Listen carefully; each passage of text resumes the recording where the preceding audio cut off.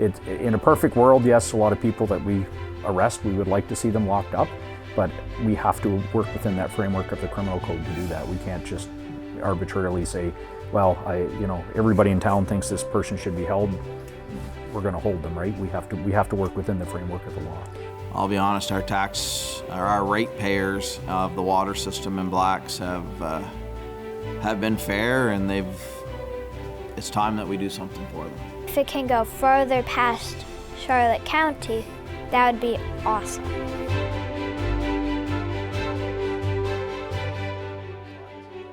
Welcome to This Week Uncut, where we take a look back at the top stories of the week from CHCO-TV and The Courier. I'm Vicki Hogarth. And I'm Nathalie Sturgeon. We're starting with some good news this week on Campobello Island. What have you learned? We have learned that the seasonal ferry that we're used to starting in June is actually going to be starting in May this year. And this has a lot to do with tightening of the borders, the trade war. So exciting news coming from East Coast Ferries. Mayor Harvey Matthews put it on Facebook late this week.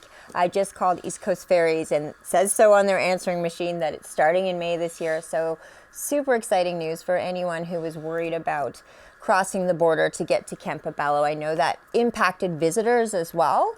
And I would also like to encourage anyone at home to make a trip to Campobello this summer. I know there's a bit of concern on the island that due to tightening borders, there might be less American traffic. And on the island, around 85% of tourism to Campobello comes from the U.S. That obviously has to do with the Roosevelt Park, the international park. That's a tribute to one of their most beloved presidents, FDR.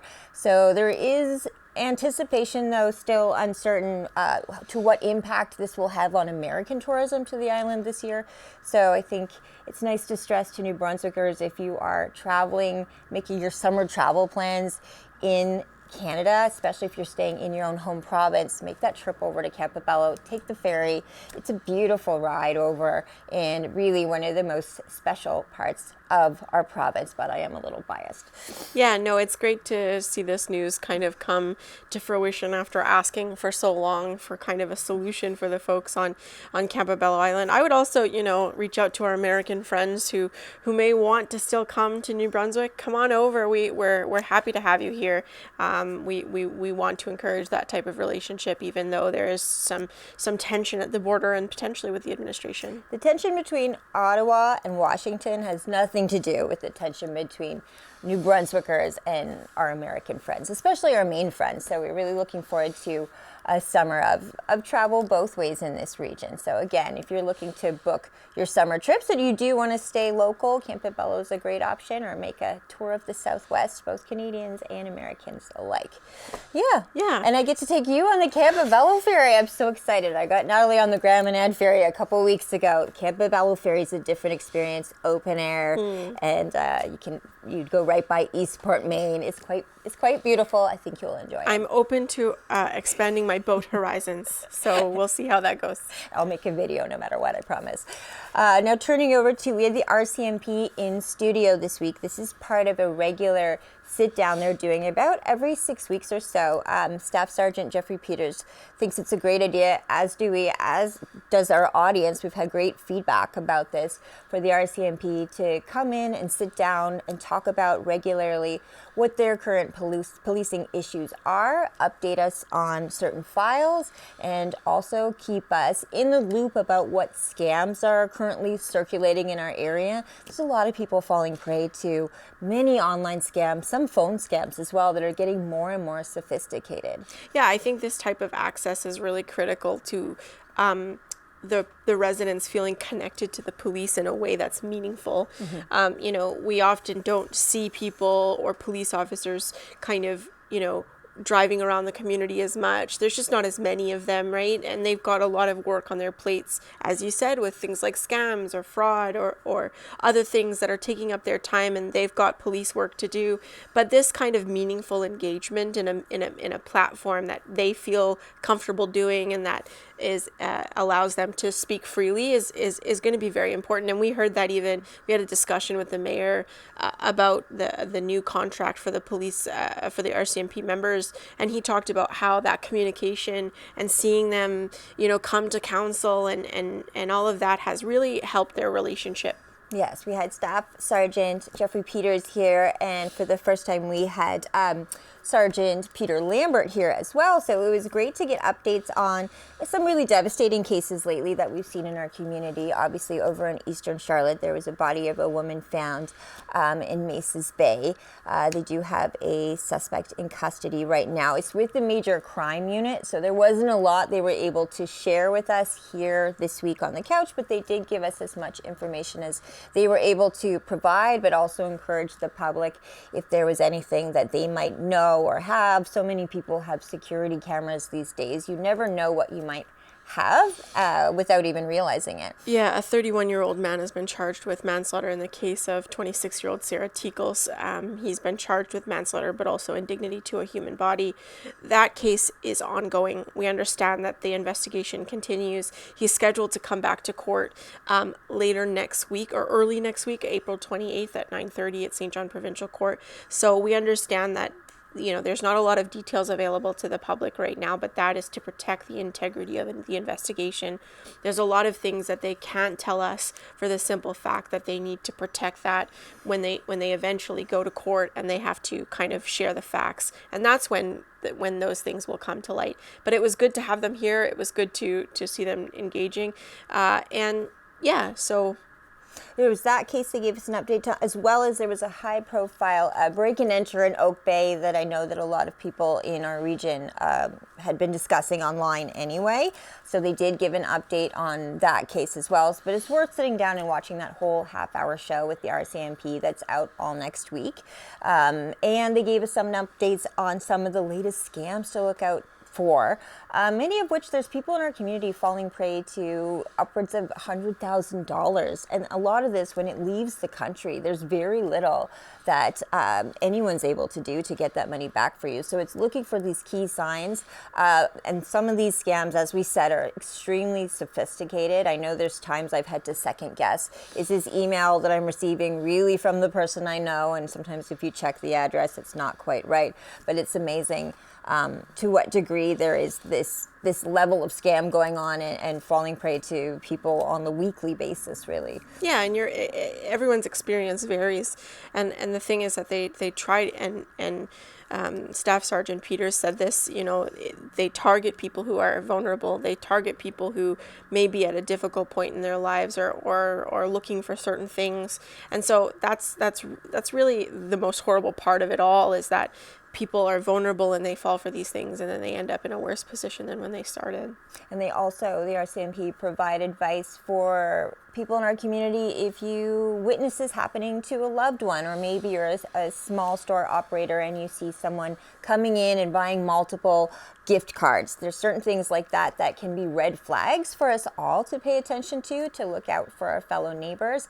A familiar face in Charlotte County is Communications Officer for the RCMP, Lisa Williams. She's going to be putting on another scam workshop. I've been to one of them in St. Andrews last year, and they're so informative. She brings a big PowerPoint presentation, so you really can visualize the way, the messages you might be receiving and the type of scams, from romance scams to your grandchild's in jail scams. There's a whole array of ways that people try to target innocent people to take their money. We're going to take a listen to a short clip from the RCMP.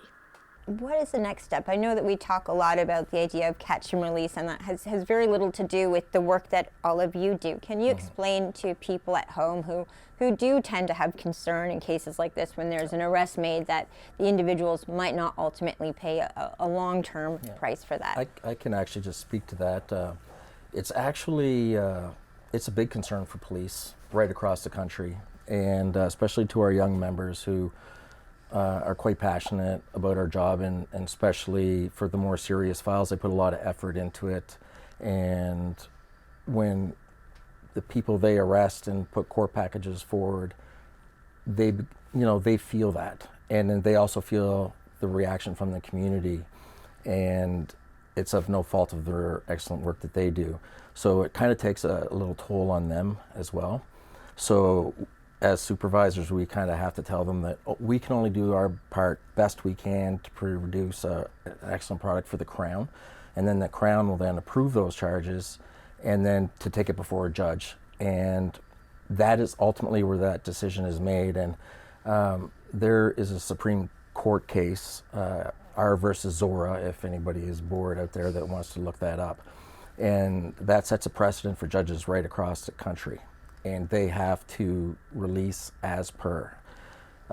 So there's a lot of rules, and depending on the type of offenses, whether it be a property offense, a person's offense, serious crime where someone's injured, or a traffic offense. So all these things have to be taken in consideration, and then those acts for the judge decides on release. And that can only be changed at a federal level. And the criminal code spells out quite clearly, because I know, I'm not immune to hearing the comments that people make, their frustration, but we don't look at the, we're part of the justice system, so we're not looking at the Crown prosecutors and the judges as an external. They did it, right? That's not the way we operate. They operate under the Criminal Code of Canada, which we have to as well. So for us to, as Peter pointed out, for us to detain somebody, we have to meet certain criteria. So we can't, everyone that we arrest, we can't simply say, well, you're going to be held for a justice of the peace hearing or to go before a judge. We can't do that with everyone. We have to make that assessment as police officers. So without getting into a big, lecture about the criminal code, we have criteria that we have to satisfy. So if those criteria are met, we have to release that person. So these would be things like, repetition. Is the person going to immediately go do the same thing again? And I know somebody might point and say, well, this person's a thief. They've always been a thief. They're going to continue stealing. But if the theft is one isolated incident, and we don't have any evidence to say that they're immediately going to go do that again, we can't consider that to be repetition. So safety of the victims is another thing. If it's a person crime, and their criminal history. So if they've got 40 convictions for the same thing, that's going to factor in. If they have no criminal record, that's going to factor in. And the seriousness of the offense, and it comes into play also public interest. So if the public in general would be see it as a miscarriage of justice for this person to get released, then we have to consider that as well. However, we can suggest that, okay, we want that person held because in custody before the matter's disposed, but that has to go, in this province in particular, we have to respect what the Crown. So the Crown will review everything. We have our opinion. The Crown will review everything. They'll say, yes, we support the charge, but you have to release them as the police. So that can happen. And the next step obviously would be that the Crown agrees with us, and then the judge or the justice of the peace, we have to take that person before them, and then they would determine whether or not that person is going to be released. But again, they're going, albeit a different section of the criminal code, they're going on the same assessment. So in a perfect world, yes, a lot of people that we arrest, we would like to see them locked up, but we have to work within that framework of the criminal code to do that. We can't just arbitrarily say, well, everybody in town thinks this person should be held, we're going to hold them, right? We have to work within the framework of the law.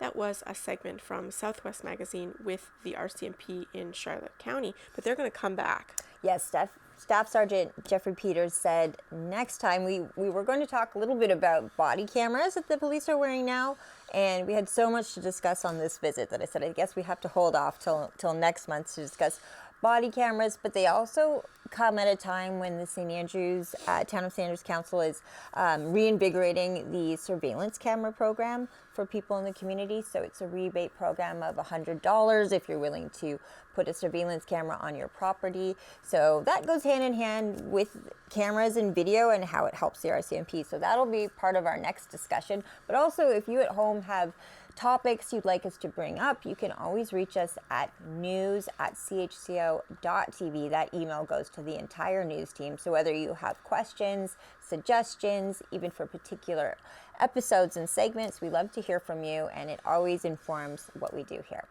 We're going to take a quick break, but we'll be right back with This Week Uncut.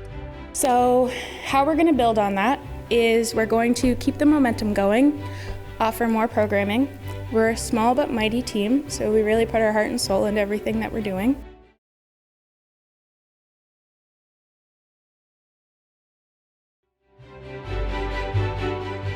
Welcome back to This Week Uncut. I'm Nathalie Sturgeon. And I'm Vicki Hogarth. We're going to go to Eastern Charlotte, and I feel like I've been waiting a long time to talk about council in Eastern Charlotte because we missed a month, so they jam-packed everything into one meeting, which was a lengthy meeting, and I enjoyed listening to the debate from council. There was a lot of really good issues around the chamber. The first one was a presentation from Paige Scott with the YMCA, which I thought was really interesting. I wrote about the YMCA early on in my time here because they were opening an after-school program in Fundy Shores. Vicki, you were there. What was contained in Miss Scott's presentation?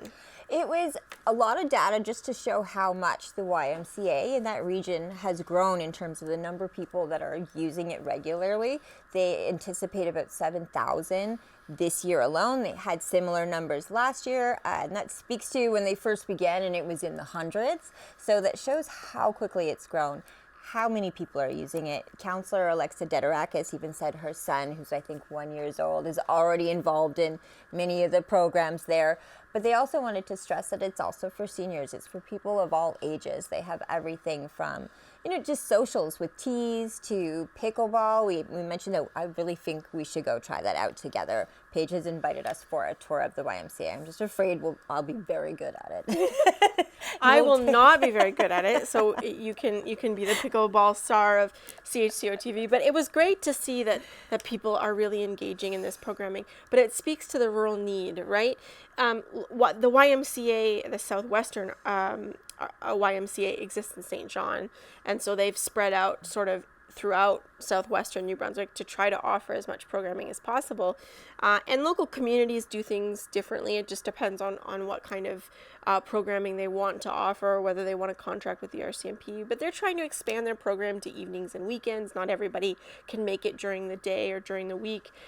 So it looked like everything sort of is going kind of to plan, and Councillor Adam Hatt actually said when they originally talked, when it was the Council of Blacks, that they wanted this to be a beehive, and that's exactly what it is. When you have a community hub like that, or like the Garsland and St. Stephen, like this complex we're in right now, those community hubs really uplift the community because they're a meeting place for so many activities. And I think that's really important to stress. So when you see a YMCA growing the way it's growing, that speaks to the health of the community as well. When we have these opportunities to engage with each other, especially intergenerationally, which we do in the Maritimes, it really does drive community spirit and connectivity. So it's beautiful what's happening. Yeah, and we are also going to keep an eye. The YMCA is hoping to do a child care facility there. Eastern Charlotte has been working quite hard towards that. We're going to be watching that story as well. All right, and since it was a double meeting, what else did you take away from that meeting in particular? That was really March and April together. Right, and so Eastern Charlotte was finally able to update its constituents on the Housing Accelerator Fund. Now, if you recall, in the last couple of episodes of This Week Uncut, we talked a lot about how all of Charlotte County, effectively, apart from Fundy Shores, who didn't apply, was denied for a second round. Mm-hmm. This is very devastating to communities where need continues to kind of grow and grow and grow. And it's harder to develop in rural areas. There's no doubt about that. But councils are putting their feet in it, so to speak, to try to really get folks going. Eastern Charlotte has housing incentives. You get a certain amount of money per deadline that you meet, sort of thing. Even here, and we've talked about this with Compass Housing, they put money forward for that. They're really trying to be creative, but when they're stifled at the federal level, when they can't get funding from the federal government, that's really problematic for them. And a big concern that it's this entire region left out. So a lot of big question marks as to why. And I think that a lot of the mayors are coming together to ask those big questions, and we're in an election season right now. It'll be interesting to see what comes next, the next time the Housing Accelerator Fund is on the table, if we are ignored once again. I know that housing was one of the topics when we did meet the candidates, and with the very idea that our region was left out of this fund. Yeah, and development is development, but you can develop and develop and develop, but affordability is part of the equation.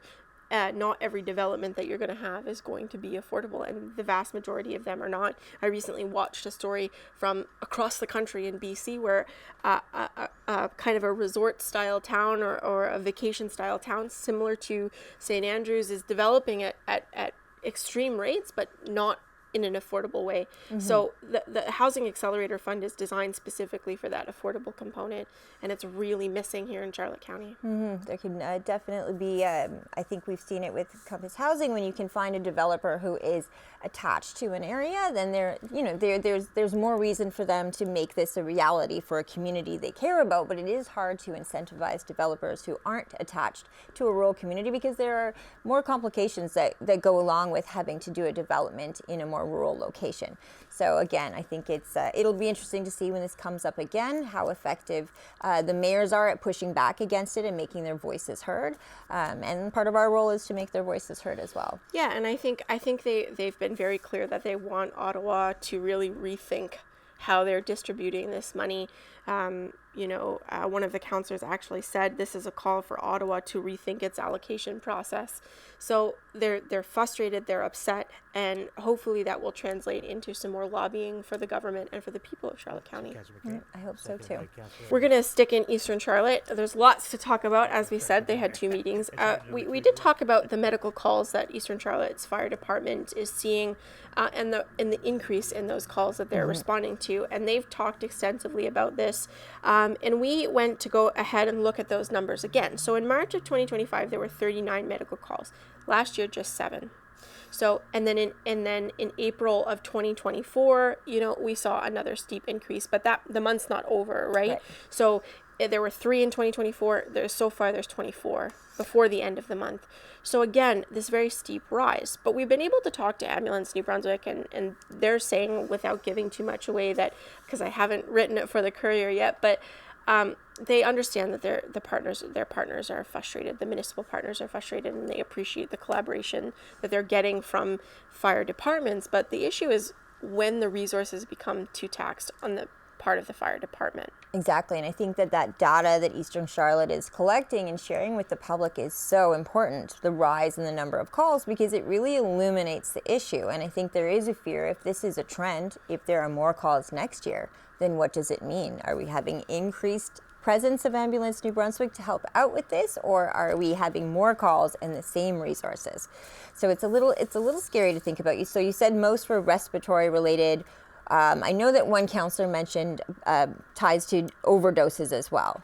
Yeah, and he talked about the drug crisis, which is touching every community in New Brunswick and across this country. And so there's just a level of desperation for folks, because they want to help. Firefighters inherently, as all first responders, want to help. They want to respond to the call, and so that's what they're doing. But it is worth noting that Ambulance New Brunswick is required in a rural environment to respond within 22 minutes. And according to their data, they've done that in Blacks Harbour 81.7% in March. So there's a 20% roughly buffer there that they're not responding in 22 minutes. So that 20% is then falling to the fire department. We're going to take a quick break, but we'll be right back with more of This Week Uncut. Most time, every time a flare-up happens, somebody's washed clothes, or somebody's had to spend a bunch of money to get rid of the stains out of their toilets or bathtubs or faucets, or just an onslaught of problems. So.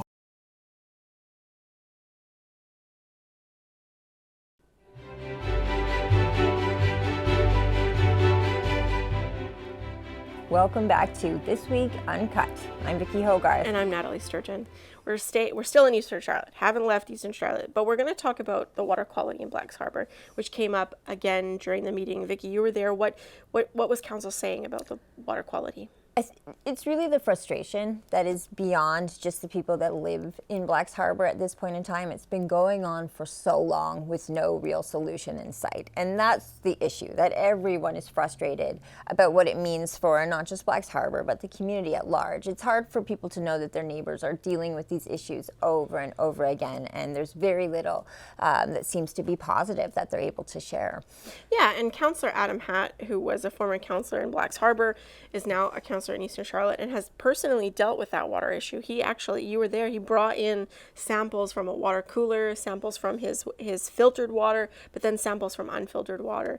So he kind of launched a discussion about how they kind of maybe help the folks in Blacks Harbour who pay for the water system, which is currently damaged and producing discolored water. So it was interesting to see that discussion, but I definitely feel his frustration, and it's born out of the length of time that they've been dealing with this problem. And it adds an extra expense to life as well. If you're worried about drinking the water, then you're buying lots of bottled water. That's not something that a lot of us do on the regular, so it definitely adds up in terms of cost, not just in terms of how it affects your daily life, in terms of showers, but also, you know, the expense. Well, and washing your clothes, all of those things, right, are very difficult. And there was no immediate resolution during council about what they might seek to do, whether that's financial assistance or continuing the work that they're doing with Connors Brothers, who currently owns the water supply and the infrastructure. It's not super clear what they intend to do, but let's take a listen to the discussion at council. Well, we all know, and I know Vicki did a story here a little while ago, you know, that was a year in the making, and here we are, you know, almost another 2 months will be another 6 months to that. Our water quality is still having issues, still infrastructure issues, and water supply problems. Things are better, yes, but I think it's only fair. I know this within the last, I'm going to say 45 days, I don't even know how many Facebook messages and comments that I've got. And let's be honest, every time a flare-up happens, somebody's washed clothes or somebody's had to spend a bunch of money to get rid of the stains out of their toilets or bathtubs or faucets, or just an onslaught of problems. So I think it's only right that council looks at that. I know it's not an easy thing. I know there's a cost to it. I understand that, but I'll be honest, our ratepayers of the water system in Blacks have been fair, and it's time that we do something for them. So I don't know what that exists. I would ask that we could take that back to a closed meeting, because there's financials involved in that, and figure out what we can do and bring a recommendation to the next meeting. I absolutely support this. I think the affected residents have been patient with what's been going on, and it's something that they shouldn't have to be. I think it's unfair to charge residents for water that they cannot use. I've used this example before. I certainly would never use the water that the affected residents have to feed my son with it. I wouldn't bathe with it. I wouldn't cook my food with it. So if I wouldn't expect it for myself, I certainly don't expect it for other people. So I think it's urgent that we find a solution to this and find a way to remedy. Yeah, we've got to find a temporary solution until that's my stance. Just raise your hand if you want to speak. Councilor Thompson. I can remember being a kid in Blacks Harbor. The water was better there than there was anywhere else in the county. We need to get back to that. It needs to happen soon. It's gone on way too long. These people I wouldn't even wash my dog in this water. It needs to be fixed soon. Thank you. Councilor McKay, you're next. I also support Councillor Hatt with this motion, or whatever it is he wants here, because I agree 100%, especially in this day and age when everything costs so much, to not be able to have clean drinking water, or to have to go buy your water when you're paying for the service already. So I 100% support this. These people have gone way too long. Deputy Mayor. I too support it, Adam. It's time we do something for the residents. Councilor McQuarrie. Yeah, I support it, because I was there Saturday when they were flushing the hydrants out. And if anybody goes by Cook's building in Blacks, you look at the brick walls, and what was coming out of those hydrants was a whole lot darker than them walls. So that just gives you an idea of what it was. I meant to take a picture of it, and I forgot all about it. That was Eastern Charlotte Council discussing the water quality in Blacks Harbor. What was nice to see that they are all on the same page, though, about making sure something is done, and they're ready to be very vocal about this. Yeah, unanimously in support of finding a short-term temporary solution for the folks in Blacks Harbor. Now we're moving over to St. Andrews for a story you've been following for quite a while. Paula's clothing line. Paula's a volunteer on TV bingo night here. We know how special she is, so I'm not surprised that this initiative is going so well. Tell people about it who might not know. Paula's a wonderful human being who I've had the pleasure of getting to know over the last several months. She came into the station, and I remember you introduced her to me, and she started talking about, initially it had come up that she needed to make a request to council to have that clothesline put up in front of All Saints Anglican Church. And then I got curious about what that clothesline was, and eventually we learned through her that it was for hats, mitts, kind of clothing and coats and things like that people needed in the winter. And she started to notice after we talked to her about it that things were coming off the line very quickly. There developed a need in the community, and she sort of noticed that. And then she kept going back and she kept refilling the line, but she also noticed that other people had started putting things on the clothesline. Christmas ornaments, cookbooks, oven mitts, just things that people might not think that they need, but were willing to donate or give. And so it was interesting. We interviewed her back then in the winter, and it was in big demand then. And then a couple weeks ago, she came and she said, "Listen, they've asked me to keep going." So she is continuing the clothesline for the summer.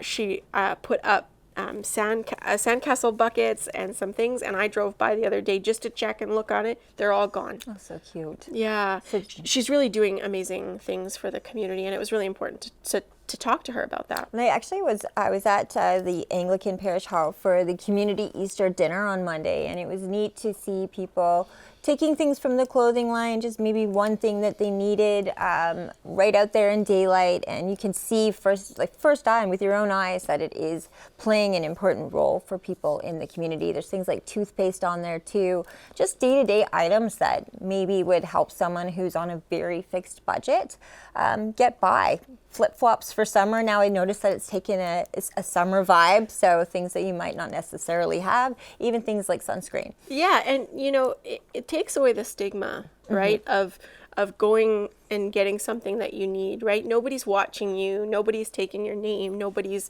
getting any identifying information. You're just going, taking what you need or leaving what you need, and that's very important as well. Paula leaves Ziploc baggies outside the clothing line. So if there's something that you wish to donate, please put it in a Ziploc baggie so that it's safe from the weather. She would love for anyone to donate small toys, T-shirts. We donated some baseball caps. So anything that you have that you don't need or that you think someone else might need, please feel free to go donate it. You could buy new, or if it's slightly used, still in good shape, just wash it and then it's good to go. Yeah, absolutely. It's lovely to see. I know that when there are times, challenging times, I know economically it's a challenge all around the world right now as far as the cost of living goes, but when you live in a small community, it's so touching to see how neighbors really do look out for neighbors and newcomers to their communities. A lot of international students who might not always be prepared for our cold winters here in Canada. And I know that was the original idea, but it's turned into this year-round thing that isn't just about newcomers getting ready for Canadian winters, but just anyone who might find the cost of living a little out of reach right now. And it's very easy for it to be a little out of reach. So what has transpired between the winter clothing line and what we see now on the line? We have changed the clothesline. It was a big demand over the winter, and we decided to keep it up year-round. We've just changed it all over with kids stuff for the weekend as it's Easter, with the cost of living, homes, heating, food. This way people who are unable to buy things for their kids for Easter are able to come. If you have something at home that you don't need and you want to donate, feel free to come and put it. And if there's something you need, by all means, come and take it. What has this been like for you? Obviously, you saw a need and you responded. I remember when we talked the first time. But obviously there's a need, but people are also donating. What has this been like for you? It's been a very emotional. When you come and you see people start putting toothbrushes and being taken off, you really realize the need that's out there. Like on now, we have the Easter stuff. We have shampoos, we have toothpaste, toothbrushes, T-shirts, sandals, sunglasses. Yeah. And the church asked you to continue it. So what did it mean to you to have them come to you and ask to keep going and to keep providing for the community? The church came to me, as well as locals have come to me and asked me. It's amazing. people can't always give lots of money and do lots of things, but at least this gives everybody an opportunity to give back to the community. Whether you just put one t-shirt, every little bit helps. But we also have another community superstar who came in and had a chat with you, Lydia. She is in grade 5.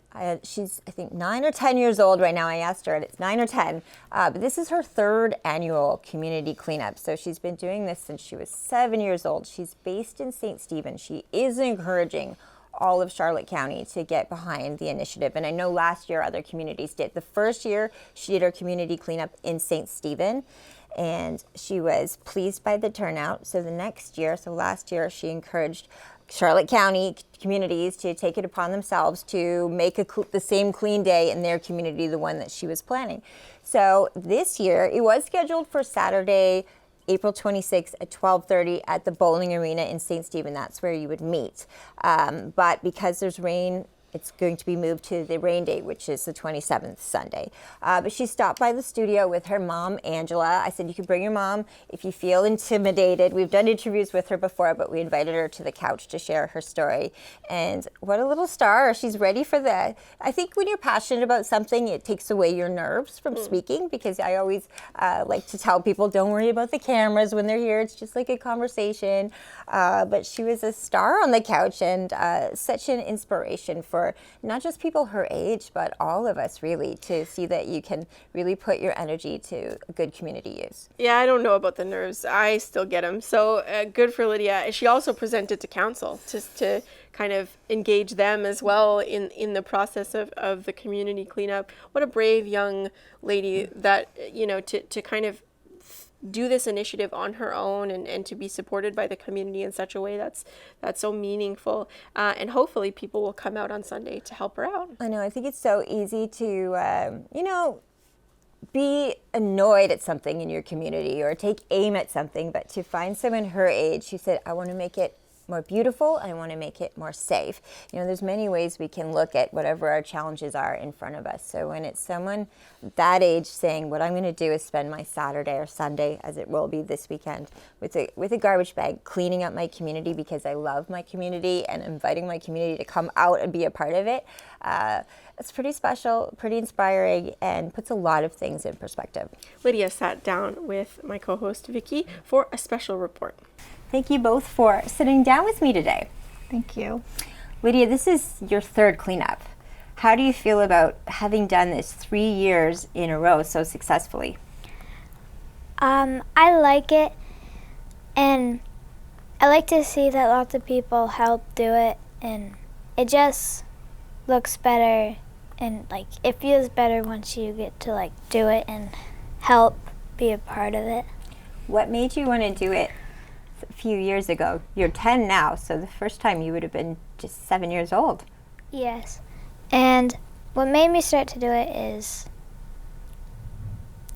we were in the car coming back from cheer, and there was a bunch of garbage on the ground, and I said, what if we go and pick up the garbage sometime?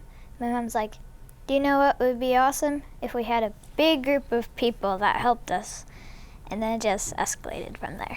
Were you surprised by how many people came out to the first one?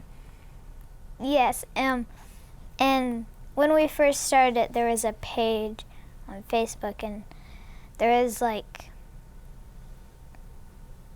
60 or 70 people that signed up on the page. I was a little sad that only 15 showed up out of those 60 or 70 people, but 15 is better than none. Or just the two of us. Yeah, exactly. And since then, I understand you've talked to town council. You went up to the microphone and told town council all about what you were doing and got their support. What was that like? It was nervous. Well, I was nervous because there was just a bunch of people there and I didn't know them. But once I started, it just started to flow out of my mouth.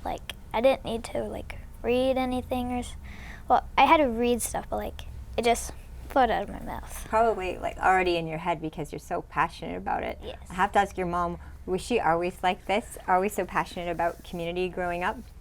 No. It came out of her mouth that day, and really my first instinct was, I don't have time. So I was like, no, at first. And then I really thought about it. And if she wants to be community involved, then I had to find the time. So I did. I found the time, and we managed, like she said, to get 15 people or so the first year, and then the second year it grew, and it actually was several parts of Charlotte County took part in it last year. Right. Tell me a bit about that. Last year you extended the invitation to inspire other communities to do what you were doing. So I know people right here in St. Andrews took the same day that you picked to do the same for their town. I heard people even on the islands doing the same thing. Why was it important to spread the message further?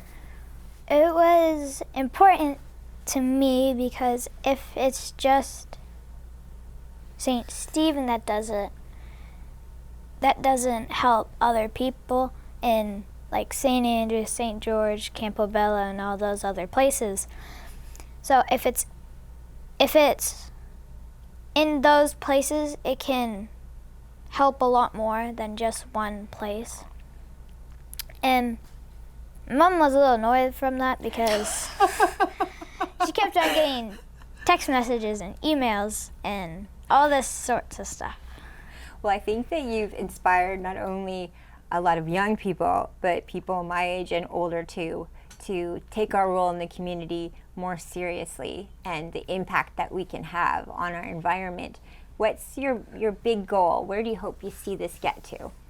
I really hope it gets to I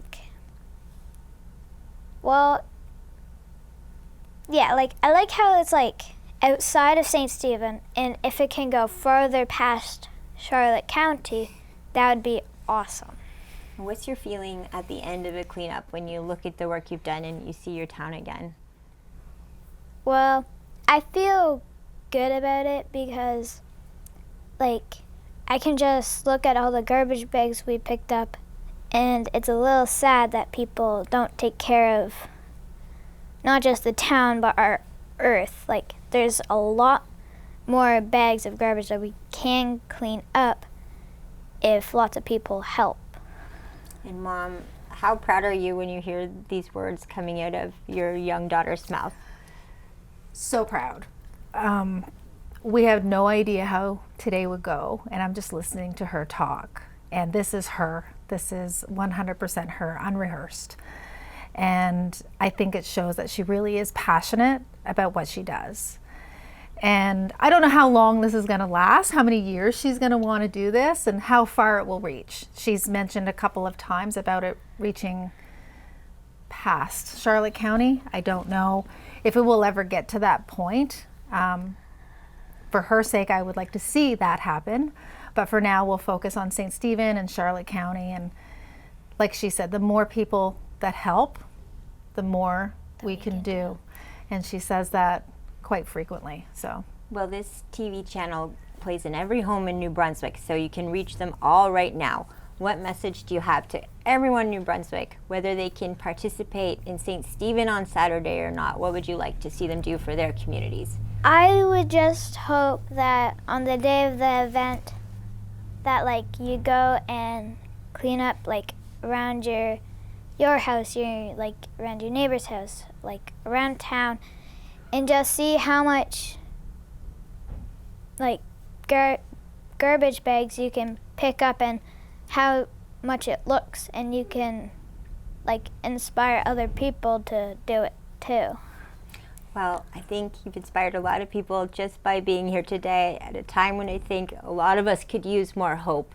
Thank you for being you, and best of luck on Saturday. I hope a lot of people join you. Thank you for being here. Thank you for having us. That was Lydia Stubbard and her mother Angela discussing Lydia's community cleanup taking place on April 27th at 12:30 p.m. at the Border Arena in St. Stephen, and communities around Charlotte County are encouraged to do the same. We're going to take a quick break, but we'll be right back after this.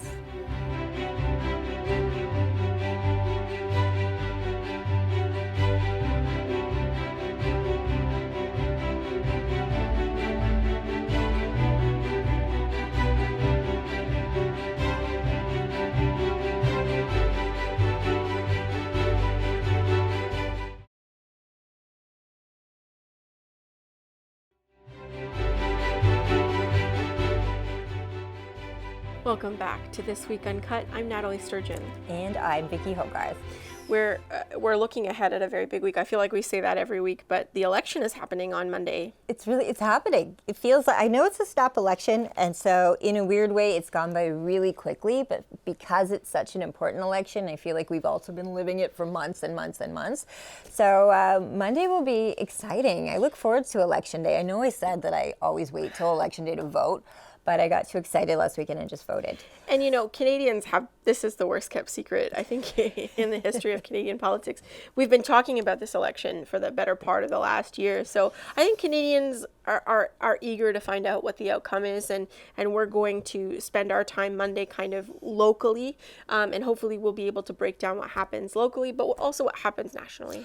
It's interesting too, we said this in the news this week, that 25% of Canadian voters voted early. And that is bigger than in COVID-19 in the last federal election, which is crazy to think that in a time when we were avoiding lines and so many people were voting early or mailing in their vote, that in this election, more people have voted early. So that says a lot. And that is also true right here in New Brunswick. It's not just a Canada-wide trend. We here in New Brunswick met that average. I mean, I came to work on early voting day on Friday, and I'm literally 20 feet from the polling station, and it took me a half an hour at about 9:30 in the morning. So people were eager, but I think it also speaks to the fact that Canadians have largely decided who they want to lead this country, and so they've gone out, they've exercised their vote, and it'll be interesting to see what happens on Election Day. I went at 6 p.m. on a Saturday, and there was absolutely no line. So. She's the smarter one of the two of us, clearly. But yeah, so I don't know what's going to happen, but I think the largest thing on people's minds is obviously the trade war with the United States and the Trump administration. So it'll be interesting to see what Canadians decide. We look forward to analyzing the results with you. I think This Week Uncut next week will be probably an election special, in part because I get to go on vacation on Thursday next week. So we'll probably film this a little early and maybe spend most of the show discussing the election results, what it means, as well as municipal issues as well. Yeah, for sure. All right. Thanks for watching This Week Uncut. I'm Nathalie Sturgeon. And I'm Vicki Hogarth.